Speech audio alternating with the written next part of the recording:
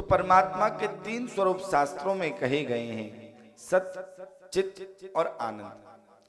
सत प्रकट रूप से सर्वत्र व्याप्त है, चित्त मौन है और आनंद अप्रकट रूप से व्याप्त है।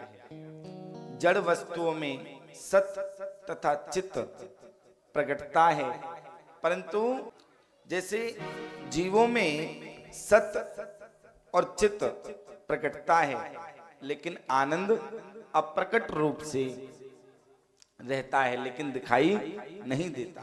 जैसे आनंद जीव के अंदर ही है, आनंद आपके हमारे अंदर ही है, परंतु प्राणी आनंद को बाहर खोजता है, धन में खोजता है, स्त्री में खोजता है, मान में खोजता है, सम्मान में खोजता है और उसी में लगा रहता है।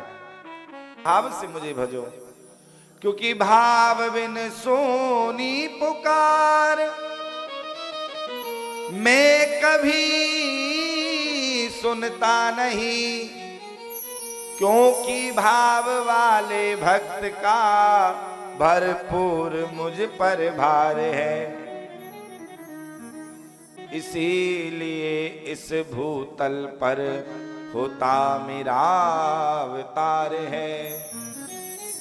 जब मेरा भक्त मुझे भाव से पुकारता है तो फिर मैं उसके भाव को सुन करके दौड़ा चला आता हूं, फिर मुझ पर रुका नहीं जाता है। भगवान कह रहे हैं, तो कहा कि भाव प्रधान जीवों का ही गोविंद कल्याण करने को बाध्य हो जाते हैं।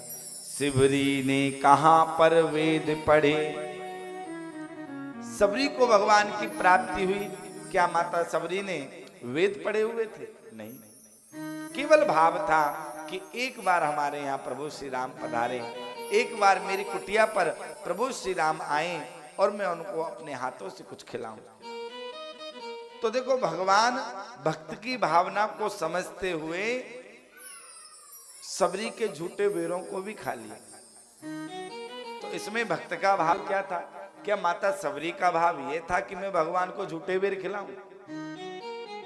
ये भाव था? भाव सब माता सबरी का ये था कि कहीं कोई ऐसा बेर भगवान के मुख तक ना चला जाए जो कड़वा हो।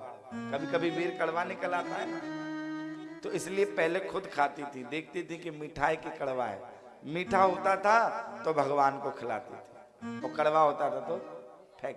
तो भक्त का भाव ये था, भगवान ने ग्रहण किया। तो सिबरी ने कहां पर वेद पढ़े, गोपी गई पाठशाला, गजराज ने कहां पर मंत्र पढ़े, कुब जाने चंदन घिस डाला।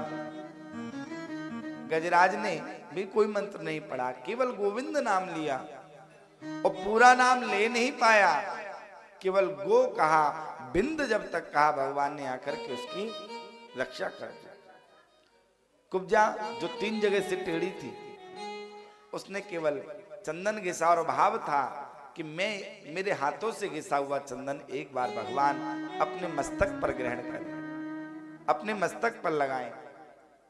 उसके भी भावों की भगवान ने महत्ता को रखा और उसके द्वारा घिसे हुए चंदन को एक लीला के माध्यम से अपने मस्तक पर लगाए। प्रेम से बोले, मन के भाव को गोविंद के चरणों में लगाया और इन सब का कल्याण हो गया। श्रीमद् भागवत महापुराण की भावपूर्ण भगवान की दिव्य लीलाओं कथाओं के भावों को प्राणी यदि अपने जीवन में व्यवहार में लाए, व्यवहार में प्रयोग करने लग जाए, तो जिस आनंद की प्राप्ति योगियों को हजारों वर्ष की समाधि में होती है, वही आनंद प्राणी को अपने घर में ही प्राप्त हो सकता है। समझ में